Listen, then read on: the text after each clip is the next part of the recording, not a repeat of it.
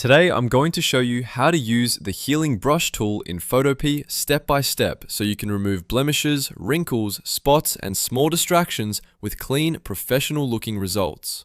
This is one of the most useful tools for photo retouching because it helps you blend imperfections into the surrounding texture instead of just painting over them. And before we get into it, if this tutorial helps you out, make sure to hit the like button and subscribe for more easy Photopea tutorials like this.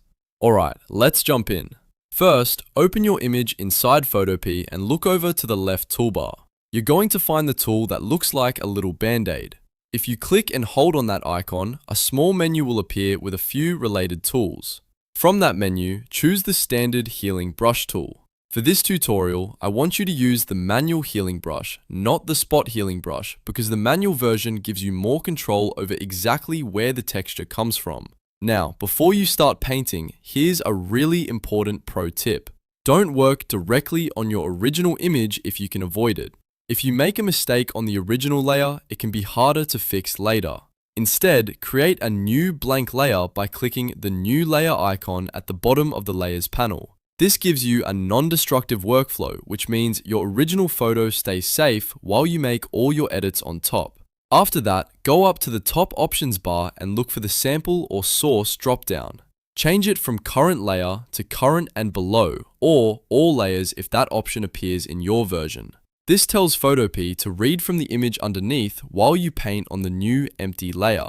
It's a simple setup, but it makes your editing much safer and much more flexible. Next, let's set up the brush itself. Right-click anywhere on the canvas to open the brush settings. From here, adjust the hardness to somewhere around 20% to 40%. You want a brush that is a little soft around the edges because that helps the corrected area blend more naturally into the surrounding pixels. If the brush is too hard, the retouching can look obvious. If it's too soft, it may smear too much detail, so a moderate softness usually works best. Now comes the main part of the process, sampling a clean source. Find an area near the problem spot that has similar texture and lighting. For example, if you're removing a blemish from skin, sample another clean part of the skin nearby. If you're cleaning up a wall, sample a smooth section of the wall. If you're fixing pavement, sample a nearby patch of pavement that looks consistent. The key is to choose a source that matches the area you want to repair. Once you've found the right source, hold down the Alt key on Windows or the Option key on Mac. Your cursor will change into a small crosshair target. Click once on the clean source area to lock it in, then release the key. That sampled texture is now what Photopea will use for the repair. After that, move your cursor over the blemish, wrinkle, spot, or unwanted mark you want to remove. Click or gently brush over the area. Photopea will pull the texture from your sampled point and blend it into the new area while trying to match the lighting and color. If you did everything correctly, the flaw should disappear in a very natural looking way. If the result doesn't look perfect on the first try, that's completely normal. Just sample again from a different nearby area and paint over it one more time. Healing brushwork is often about small adjustments. The more similar your sample point is to the target area, the better the final result will look. Also, remember to use short strokes when possible. Short, controlled brush movements usually look cleaner than trying to cover everything in one long swipe. Let's talk about when to use the healing brush versus the spot healing brush. If you want full control and you're working on detailed retouching, the healing brush is usually the better choice because you manually choose the exact source texture. That makes it ideal for areas where the texture needs to stay consistent. But if you want something faster and more automatic, you can go back to the same band-aid menu and choose the spot healing brush tool instead. With the spot healing brush, you do not need to hold Alt or Option to sample a source. You simply click on the blemish and Photopea tries to analyze the surrounding area and fill it in automatically.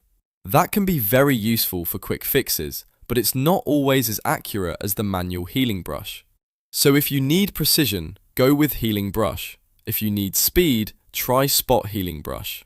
A few extra tips can really improve your results. First, zoom in when working on small details so you can see exactly what you're doing. Second, sample frequently instead of relying on one source point for everything. Third, make sure your brush size is appropriate for the area you're fixing. A brush that is too large can blur too much detail, while a brush that is too small can make the correction look patchy. And fourth, always match texture as closely as possible, because lighting and surface pattern matter just as much as color. So to quickly recap, select the Healing Brush tool from the Band-Aid menu, create a new layer for a non-destructive workflow.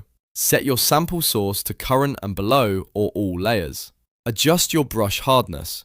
Alt or Option click to sample a clean texture, and then paint over the imperfection to blend it away. That's really all there is to it once you understand the flow. If this tutorial helped you learn how to use the Healing Brush tool in Photopea, please give the video a like, subscribe for more easy editing tutorials, and let me know in the comments what Photopea tool you want to learn next. Thanks for watching, and I'll see you in the next one.